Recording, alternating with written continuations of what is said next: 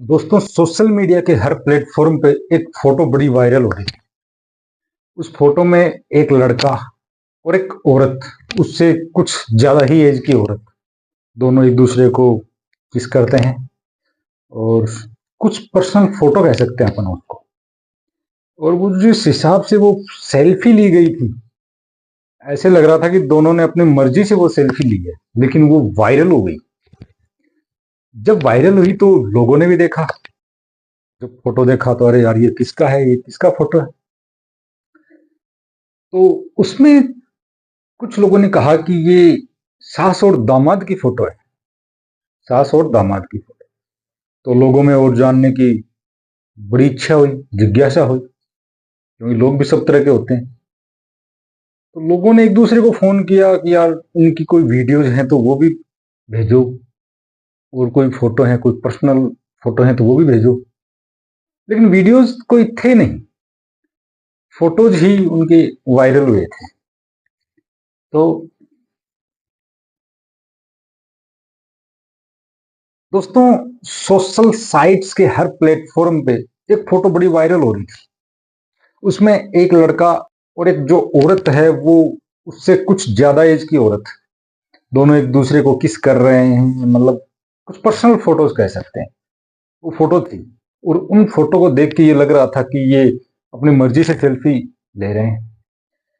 तो लोगों में ये फैल गई, वायरल हुआ। तो लोगों में किसी ने बताया कि ये दोनों तो सास और दामाद हैं।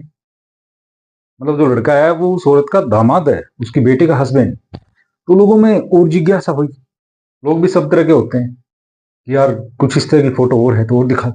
अरे यार, कोई वीडियो है तो वीडियो भेजो। लेकिन वीडियो मिला नहीं कहीं, फोटो उनके आए,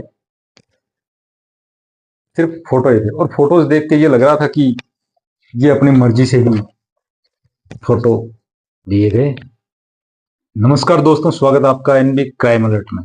दोस्तों, मैं बात कर रहा हूं उत्तर प्रदेश में, जिला लगता है कासगंज। और कासगंज जिले में सिद्धपुरा थाना क्षेत्र है, और उस थाना क्षेत्र में गांव लगता है नंगला पसरी। नंगला पसरी में 5 अक्टूबर 2025 की ये बात है, शाम 6-7 बजे वहां पे एक फोन आता है कि आपकी बेटी को मार दिया गया है, आपकी बेटी का मर्डर हो गया है। जब वो लोग जाते हैं वहां बेटी के पास में, तो देखते हैं वो चारपाई पे मरी हुई थी। तो कासगंज जिले में ये थाना लगता है गजडुडवारा, इसमें गांव है अकबर नगर।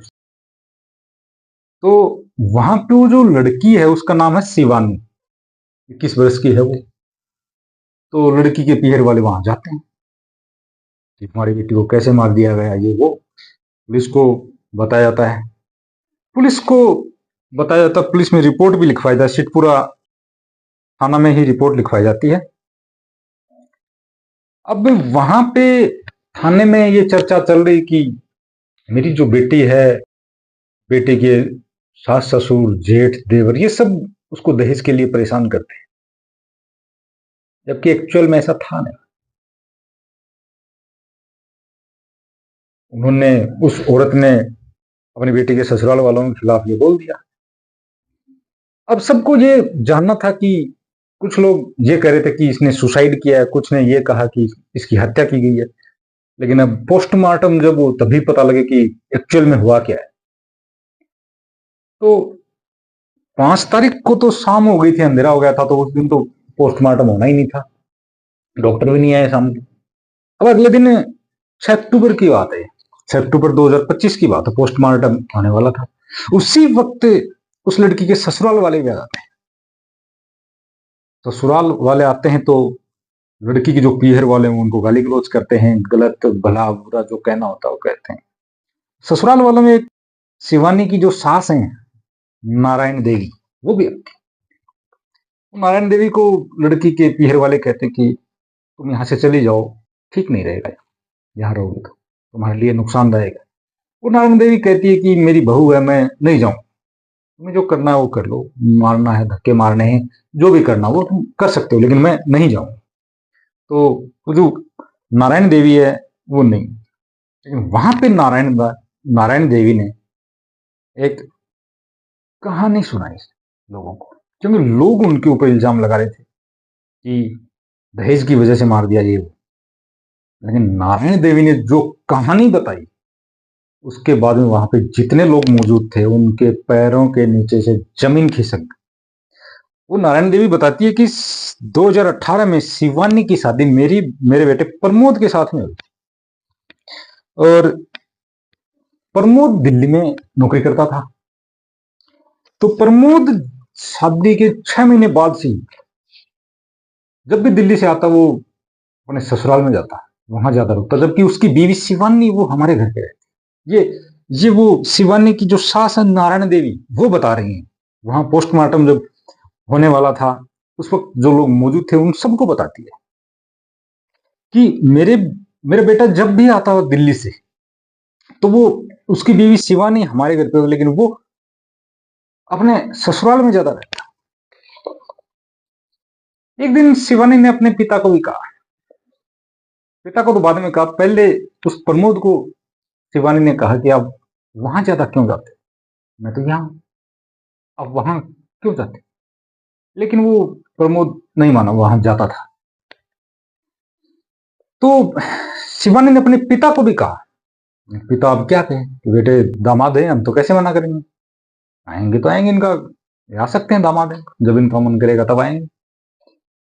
एक दिन हुआ ऐसा कि जो शिवानी के जो पिता हैं, वो अपनी बीवी यानी शिवानी की मां को शिवानी के पति के साथ आपत्तिजनक स्थिति में, शिवानी के पिता दामाद प्रमोद को कहते हैं कि अब आप चले जाओ यहां से, वरना ठीक नहीं है। लेकिन प्रमोद कुछ बोलता उससे पहले तो प्रमोद की सास प्रेमवती, क्योंकि वो तो दामाद के प्रेम में थी, प्रेमवती, तो प्रेमवती कहती है कि ये दामाद प्रमोद यहीं रहेगा, तुम जा सकते हो यहां से, अपने पति को कहती है। अब पति क्या कहे।